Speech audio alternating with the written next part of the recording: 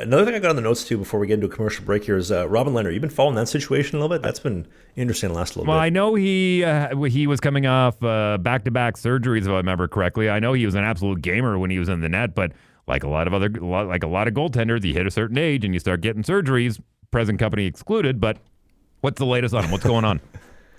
Yeah, well, he had that shoulder surgery in 2022, which is so odd for a goalie to have shoulder surgery, but he's a big boy. He's like 250 pounds, so maybe some shoulder issues going on there. And then he had double hip surgery the following summer, so he doesn't play for 2 years. And then there was news the other day that he wasn't reporting to training camp, and I was like, this is interesting. I wonder what's going on.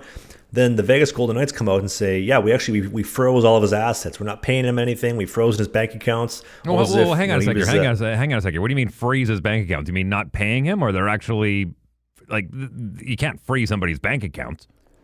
So from what I was able to dig up, the team has stopped paying him at the time of recording the show because the guy has like $25 or $50 million worth of debt, and creditors are coming to the team trying to, what's the word when they take some of it off? They take some of it off your paycheck. Hedging? Not hedging. No, they're a lien. They put a lien on his checks. Sure, right? yeah. So they're trying to do that, but he owes so much money. They're like, can you please stop paying him and freeze his stuff? So they've frozen his assets, and they've just frozen it. Almost like Justin Trudeau was running his finances, and Robin Lehner was at the Freedom Convoy in Ottawa, it sounds like. And then Robin Lehner says, I'm not reporting. And so I thought, what is going on? Like, the guy's a world-class goaltender. He's put up like a 907, 920, and I think a 913, 914 the last 3 years as a starter. Great goaltender. Hasn't played in 2 years. Is this the end of Robin Lehner? It'd be a shame because I enjoyed watching him play. He's a Swede. I love my Swedes. Well, look, all we can do is speculate, really. But I mean, it's not the first time we've seen somebody run into financial troubles. I know that we've, a dear friend of both of ours, Ian White, had his issues.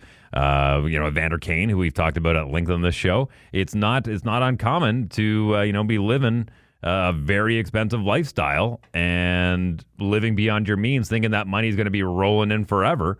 And when it stops rolling in, you kind of go, uh-oh. And that's the time where you got to start reassessing, what am I doing here? And luckily, Evander Kane got into a situation where he seems to have figured it out. He's found a good spot in Edmonton, and hopefully he's able to, take care of his financial stuff. But I think sometimes... I love how his ex-wife's entire Instagram is just dedicated to shitting on him. It's the most hilarious thing ever. Man, you reap what you sow, I suppose, right? But, sometimes it takes something really tragic like that for you to really kind of see things through a more critical lens.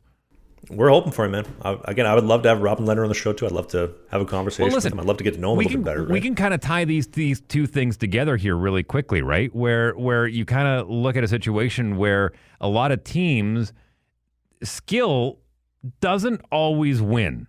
Like you have to be really extremely exceptional in order for teams to put up with the BS that comes along with it. If they had their choice of bringing a medium skilled guy in who has a lot of BS or a guy who's a little less skilled but zero BS, I bet you they're going to take that less skilled guy because it's a lot less headaches going forward for the entire season. So, I mean, I know we talked about it before, but that brings in a lot of balance, man. And that's not just in hockey. That's not just in professional sports. That's in a lot of industries right across the board.